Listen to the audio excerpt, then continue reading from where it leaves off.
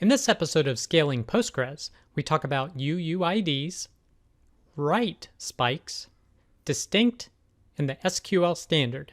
I'm Preston Jameson, and this is Scaling Postgres, episode 23.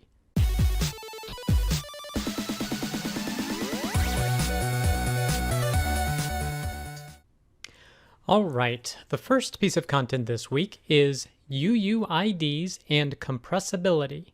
And this is from the richardstarton.uk blog. And in it, he talks about using UUIDs with your database. He does mention Postgres a bit, but he talks about other NoSQL databases in different ways that they use UUIDs and potentially how best to use them. So UUIDs are good to use when you essentially have more than one system creating data. So if you can rely on your primary database to generate IDs, typically you can just use a serial data type which uses an incremental int. However, if you have IDs being generated by multiple systems, potentially geographically, then UUIDs are a good fit for that situation. Unfortunately, UUIDs can be quite large. And as he was looking at different compression options for UUIDs, and even what their size is. So he's saying for a typical binary format, he's using a ratio of 1. And basically his conclusion going through this is that you should definitely try to use a binary format when you can, and he mentions that Postgres has the ability to do that. However, other types of formats, when you start going into text, can be 2 to 5 times as larger. So that's going to have an impact on your system's performance. So he took a look at, okay, well, how well could he do it by compression? And essentially with a binary format, there's no difference in the level of compression pretty much. It's pretty much all around 15 megabytes for a million UUIDs. Whereas with the other formats, you do reduce them, but it's nowhere near a binary. So this is an interesting blog post to check out. I definitely suggest you look at it. And if you're using UUIDs in your system, it's a pretty short post to review, but overall, I think the main point is that if you're using UUIDs, try to use a binary format as opposed to a text format in your system. The next post is troubleshooting daily write spikes on Cermati's PostgreSQL RDS. And this is from the Cermati Tech blog on medium.com. And in it, this is kind of a story-based scenario. They had an issue where early in the morning they were seeing 7 times higher write spikes essentially, and they were trying to determine what the cause of this was. So they looked at traffic. Was there any significant traffic coming in? The answer was no. They looked for any background workers that were potentially doing something, and they couldn't find anything. They looked in the query logs and they saw nothing that jumped out of them from the query logs. They looked at the database snapshot schedule. I'm assuming this is backup, and again, nothing from that. One thing that they tried to do is change when certain jobs got run in order to see if the spike moved to a different time in the evening. And finally, they found something related to their ETL process. And ultimately, they narrowed it down to a query with an order by, because with all the data, they were doing an external merge that was using the disk. So this is something to keep in mind when you're looking at your database system's statistics and you see high write activity. That is not necessarily due to inserts, updates, and deletes. It can be due to selects. And I've seen this frequently where an order by clause, when doing the sorting and the ordering, it can generate a lot of disk activity. If it's a large sort, it's going to flow to the disk as opposed to do it in memory. And you're going to get a lot of write activity as it generates that query. And they determined that they ultimately did not need that order by, and of course the write spike subsided. It's no longer quite as high. So this was a good blog post if you want to kind of get the story behind the different things they checked out, but ultimately it's related to a query with a large amount of data that had to be sorted that was going to disk and causing write activity for actually a select. So just something to keep in mind when you're looking at potential write spikes in your system. The next post is High Performance Distributed DML in Citus. And this is from the citusdata.com blog. Now that's the title of this blog post, but what I found most interesting is that really it's a follow-on from a post that they discussed using another data aggregation technique. And that was, we covered this in a previous episode of Scaling Postgres, but it's scalable incremental data aggregation on Postgres and Citus. And again, it's mentioning Citus, but you don't have to use Citus to use some of these techniques. So this is kind of a follow-on post to that. And in this example, they are using movies. So essentially you have movies and one row per movie with a review score for that movie. And they wanted to record the score in movies. And of course, you'll want to update the review based upon an average of however many reviews happen. Now, you don't want to just do an update because, as they say here, update will take a row level lock. And if you have multiple reviews being submitted or calculated at the same time, you're going to run into blocks or locks. So with basically how you can get around that is instead doing inserts. So they created a second table called movie reviews. So all the movie reviews go in there, and then on a periodic basis, you can then update that movies table and set the review score and the review count based upon how many rows are in the movie reviews table. And because this will run on a periodic basis, presumably it could be once an hour, once every 15 minutes, you're not going to get a bunch of locks because all new movie reviews are going into the movie reviews table. So this is a good practice to follow if you have a particular use case.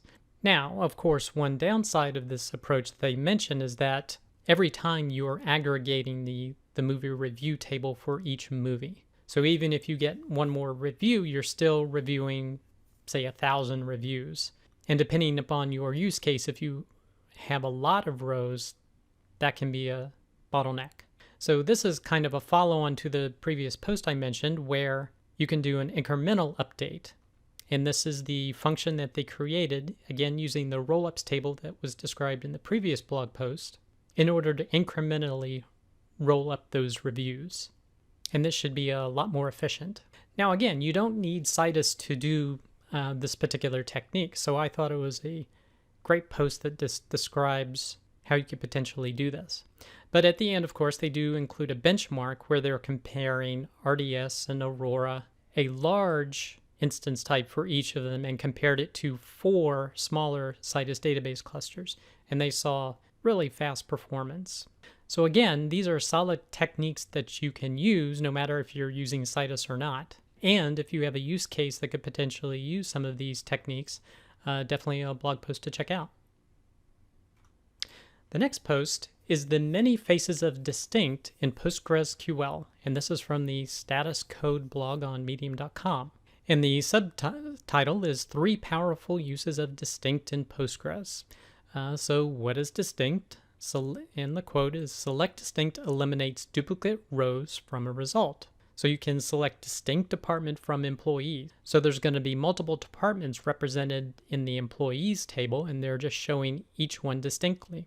Now you could do the same thing with a group by just grouping by the department and showing the department. But then he talks about distinct on. Now this is a special non-standard clause to find the first row in a group. So to get the first row in a group, in this example, he is finding the person with the highest salary by doing distinct on department from the employee table and order by the department and then by salary descending to get, and it will pull the highest row from the employee table for that department. So I could think of some really good use cases for this. And the third option is distinct from.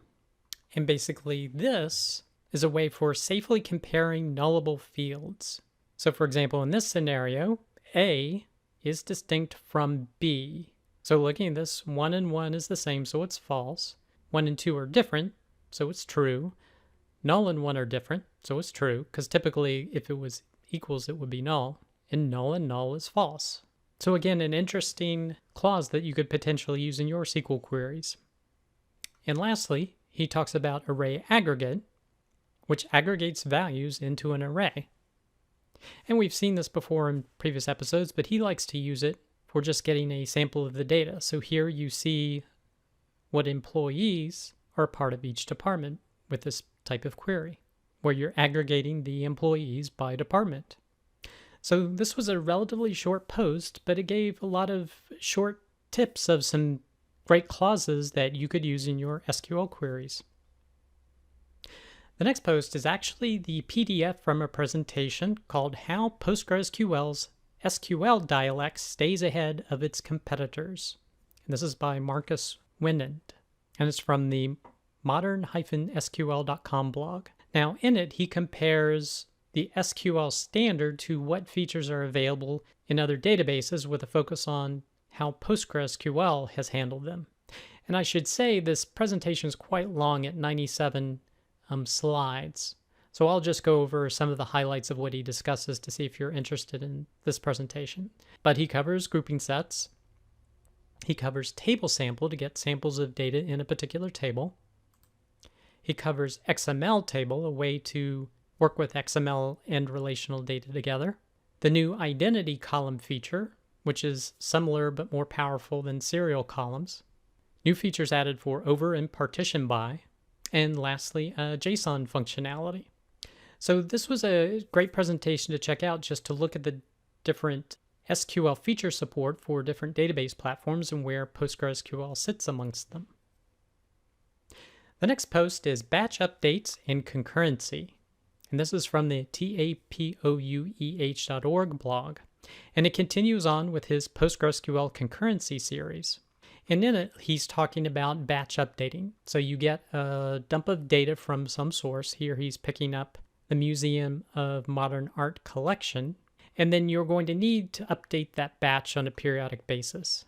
So basically, the scenario is if a row exists, you want to update. If not, do an insert. Now he talks about a classical way you would typically do that, but you run into concurrency problems if a row already exists and you want to try to insert it again. Now, one solution he is suggesting you could use is locking the target table. But if you have PostgreSQL 9.5, you can use the onConflict clause, and when doing the update, onConflict do nothing. So this is just another post that rounds out his concurrency blog series. The last post is Troubleshooting PostgreSQL Streaming Replication Synchronization. So this describes the scenario where you have a primary database and it's synchronizing to one or more replicas. And what happens if the replicas fall behind? And maybe in the log you see something to the effect of this: error, requested wall segment has already been removed. So how do you catch it back up? Now basically you need to get those WAL files from wherever you're storing them or archiving them and put them back in access to the replica so it can catch up. And he discusses different settings you can make to the database to be able to keep those WAL segments or those WAL files around longer so that you'll minimize the chance of this happening.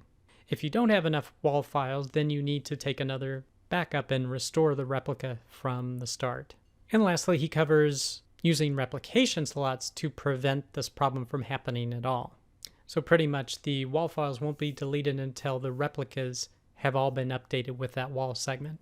However, the key thing you need to keep in mind that he mentions here is that if you do that, you need to make sure that those replicas can always reach the primary, because if not, then you're going to have unlimited growth of your WAL files on the primary database to the point where you could run out of disk space. So basically you're trading a risk of a replica falling behind with a risk of filling up the disk or storage system where you're storing all of the WAL files. So this blog post goes over a great review of those scenarios. That does it for this episode of Scaling Postgres. You can get links to all the content presented in the show notes. Be sure to head over to scalingpostgres.com where you can sign up to receive weekly notifications of each episode, or you could subscribe via YouTube or iTunes. Thanks.